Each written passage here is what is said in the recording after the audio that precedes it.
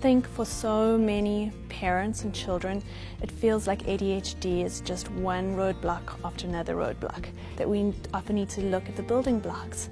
But when the building blocks are in place, when relationship is in place, our children can thrive and they can go on to do many creative, wonderful things. Tanya's a really good presenter. She added a lot of extra knowledge, and she also comes from a very caring place, I find. She makes a very genuine presentation. I feel like I can take home a lot of things, both for my personal life and for my career. Just another tool in my belt. Whether or not I use it, I've got it, so I feel more confident as a person, let alone a parent. So you should too. My hope is that every family gets to realize that they get to write their own story, that what happens within their stories is dependent on how the family wants those stories to develop. Our children get to write their own stories, and what we get to do as parents, as teachers, as caregivers, is we help to nurture the environment that our children can write whatever stories they want to write.